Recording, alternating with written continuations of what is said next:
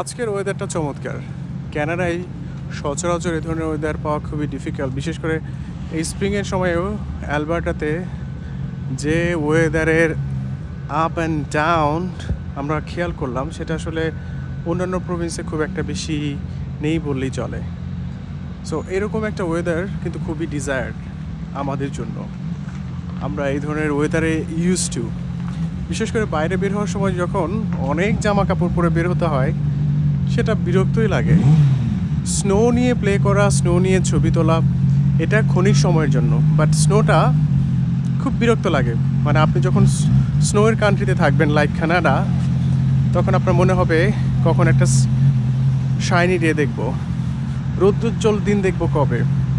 আর রৌদ্রোজ্জ্বল দিন হলেই সেখানে কিন্তু গরম থাকবে সেরকম না।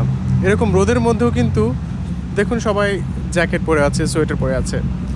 একদম যে ঠান্ডা নেই তা কিন্তু না, ঠান্ডা এখনও আছে, বাট এটা বিয়ারেবল। মানে বাংলাদেশে যেরকম হালকা পাতলা জ্যাকেট পরে বাইরে বের হওয়া যায়, ঠিক সেরকম ওয়েদার এখন। আর এই দেখুন ক্যানাডায় কত ডিসিপ্লিন লাইফ, সবাই ট্রাফিক রুলস খুব সুন্দরভাবে মেনে চলছে, কোনো ট্রাফিক পুলিশ নেই। এই হচ্ছে ক্যানাডা। সো ক্যানাডা তো আর এমনি এমনি ক্যানাডা হয়নি, সবাই খুব ভদ্র এবং সবাই খুব পোলাইট। দেখুন এখন চারপাশ থেকে মানুষজন রাস্তা ক্রস করছে, সব বাসগুলো দাঁড়িয়ে আছে, কারণ এখন পথচারীদের জন্য রাস্তা পার হওয়ার সময়। যেখানে কিন্তু টাইমার দেখাচ্ছে যে আপনার রাস্তা পার হওয়ার জন্য 11 সেকেন্ড সময় আছে।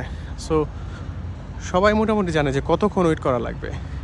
বাংলাদেশে যেটা হয় যে ট্রাফিকের সিগন্যাল পড়ে গেলে তখন বোঝার উপায় নেই যে আসলে কতক্ষণ পরে ছাড়বে, ঘন্টা লেগে যায়, আধা ঘন্টা লেগে যায়, কিন্তু কোনো আইডিয়া পাওয়া যায় না যে আসলে কখন এটা ছাড়বে। এই যে স্কুল বাস হচ্ছে এখানে কানাডায় ভিআইপি,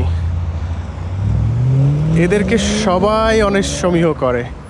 স্কুল বাস দেখলেই সবাই গাড়ির স্পিড কমিয়ে দেয়, সাইডে দাঁড়িয়ে যায়, অনেক রুলস অ্যান্ড রেগুলেশনস। স্কুল বাসের জন্য সব ধরনের ফ্যাসিলিটিস আছে এখানে। সো স্টুডেন্টদের জন্য, বিশেষ করে বাচ্চাদের জন্য এরা খুবই, মানে ক্যানাডিয়ানরা খুবই কি বলে, বাচ্চাদের প্রতি তাদের এমপ্যাথি অনেক বেশি, এমপ্যাথি যাই বলেন না কেন, বাচ্চাদের জন্য সেটা অনেক বেশি। চমৎকার একটা ওয়েদার না? সবাই ভালো থাকবেন, সুস্থ থাকবেন।